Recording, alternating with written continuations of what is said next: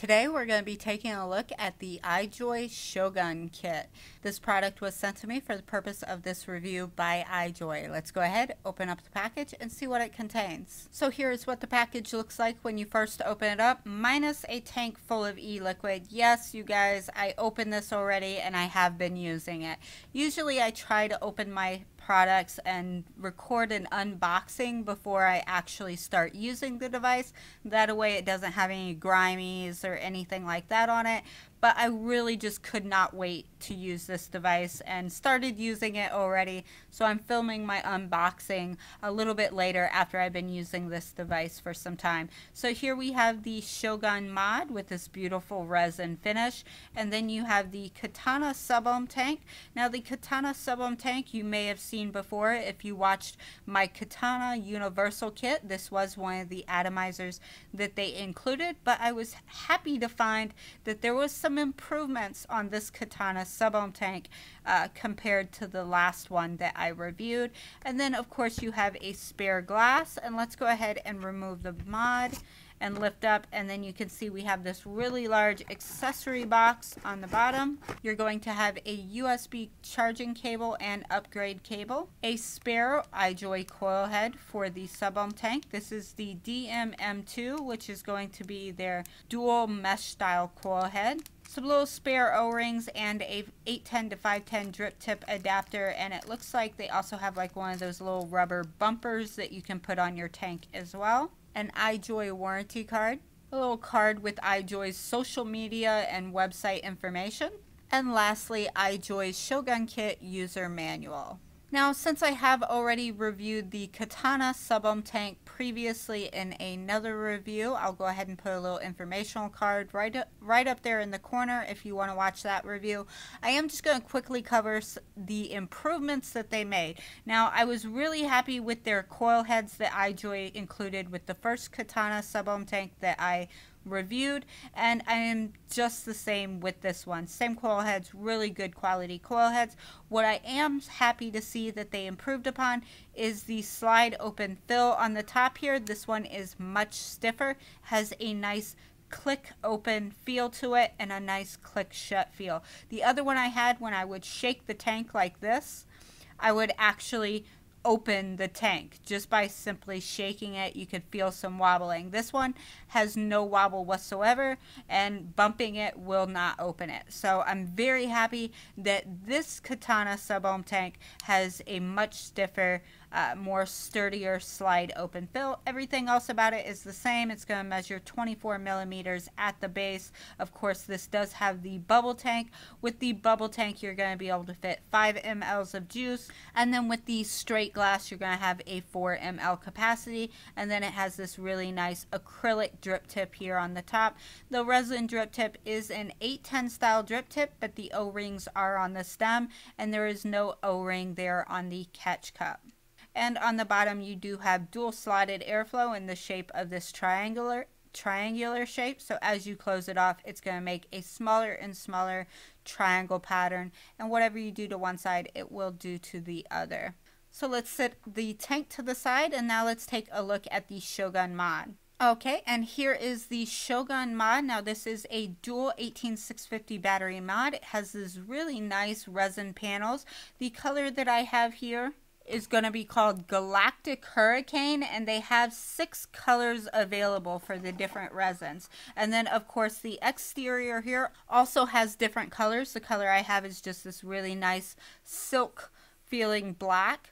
And then they also have, I think, bronze and stainless steel, some different color finishes, but this is going to be an all metal body with resin panels.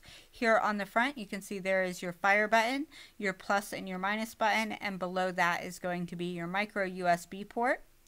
Looking at the top, you have this very nice large spring-loaded 510, and the diameter on this is going to be 28.4 millimeters, so you will be able to fit atomizers of up to 28 millimeters, since this does have a nice centered 510.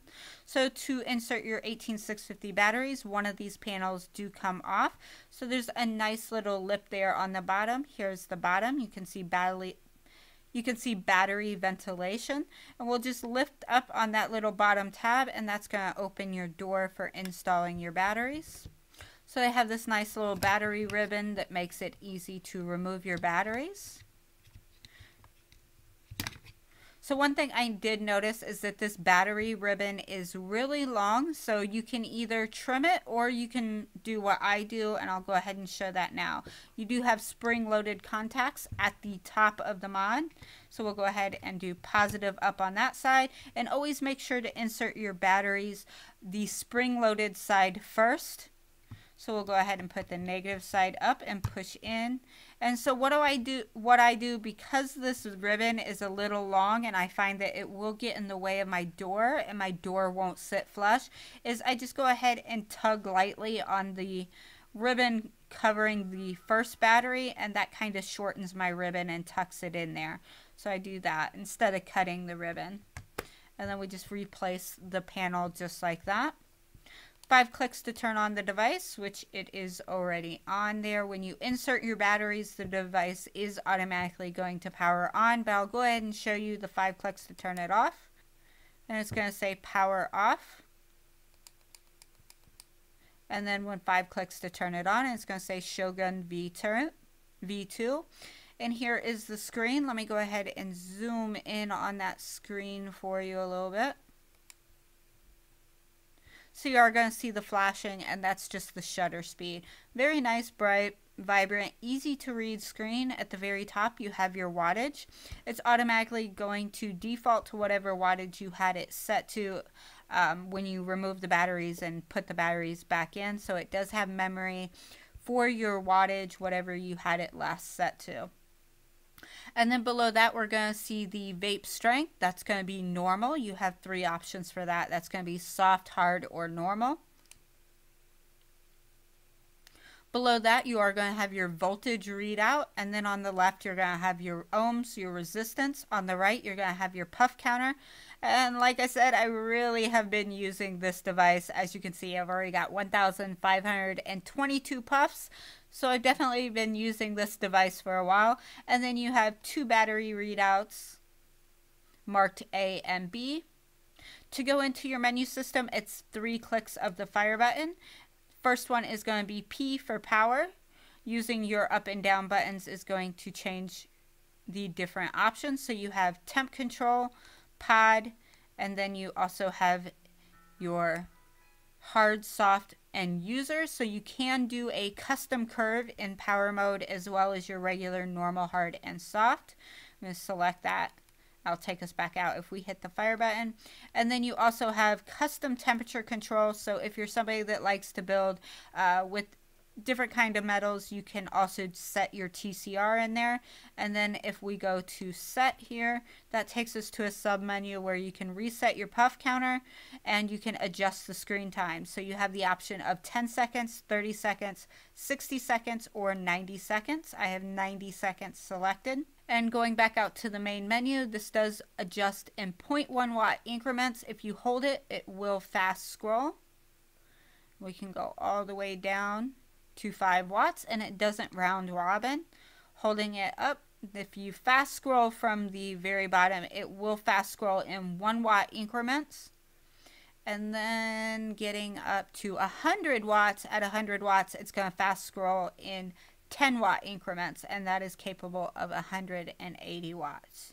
So let's zoom back out and go ahead, and we're going to put the Katana sub-ohm tank back on, come up top, have a vape on it, and I'll give you my thoughts and opinions on the IJoy Shogun kit. Okay, and that was an up and close of the IJoy Shogun kit. So what are my thoughts? Well, let's start with the Katana tank. Now, I have reviewed the Katana tank in a previous video. That was with the IJoy Universal kit that I received. They did include a Katana tank. Now, I don't know if they updated this tank or if the first tank I had quality control issues, but I will say with this tank that I received, the slide open fill mechanism on the top is much more sturdier. It doesn't rattle. I can't shake it open, and it does have a nice tactile push to it that makes it feel nice and secure when I close it. So I'm really glad to see that with this Katana tank, and I hope that's the case. I hope that nobody else had any issues with the top slide out fill, because I'm really happy to see that this one is much more secure.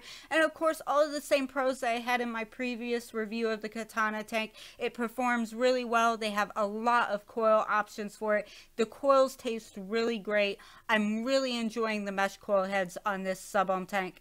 Now let's go into the mod, because the mod to me is kind of the star of the show. This is what I really was excited when I opened up the box and seen. This is a dual 18650 battery mod. It has